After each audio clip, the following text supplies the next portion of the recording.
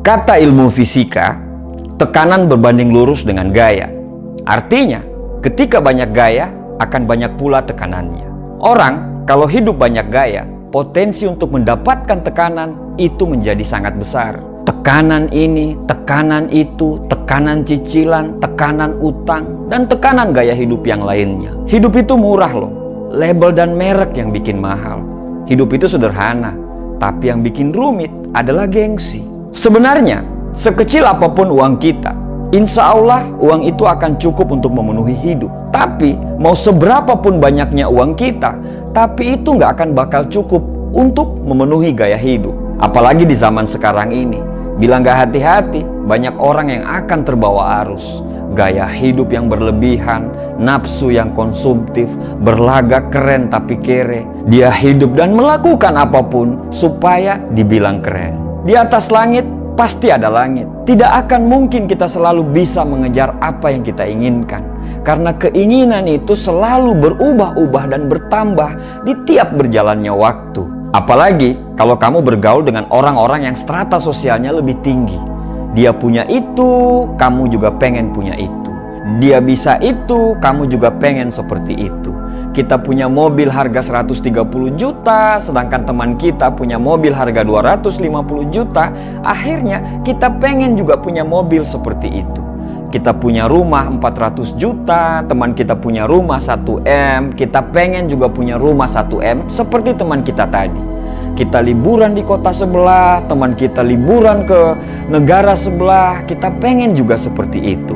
Bro, tidak akan pernah habis kalau selalu menuruti keinginan. Hidup kita itu tiap harinya tidak akan bakal tenang, karena kita selalu merasa kurang. Akhirnya tingkat kesyukuran kita pun menjadi memudar. Kita akan selalu merasa kurang, padahal banyak orang yang lebih kurang daripada kita. Salah satu faktor kenapa banyak orang yang gagal untuk sukses, karena terlalu banyak gaya. Dia tidak bisa menahan untuk membeli yang hanya sekedar ingin tapi belum butuh. Banyak sekali barang-barang yang mubazir, yang dibeli atas nama gengsi dan prestis. Kamu selalu senang membeli sesuatu berdasarkan merek dan branded, supaya dibilang orang kaya dan mampu. Padahal orang-orang kaya dan mampu membeli barang berdasarkan kenyamanan. Mahal atau murah akan dia beli kalau dia sudah merasa nyaman. Melihat handphone keluaran terbaru, kamu ingin ganti handphone keluaran terbaru, padahal HP-mu masih bagus dan masih layak pakai. Mau beli handphone itu untuk apa? Kalau memang handphone yang murah bisa mengakomodir semua kebutuhanmu pada handphone, ngapain harus beli yang mahal? Kamu beli handphone itu untuk apa? Untuk gengsi atau untuk kebutuhan? Beli smartphone yang mahal supaya dibilang mampu, padahal bayarnya sampai harus mengorbankan hal yang lain yang sebenarnya lebih butuh. Kamu lebih memilih nongkrong di tempat yang mahal, padahal bisa di tempat yang sederhana dengan biaya yang murah.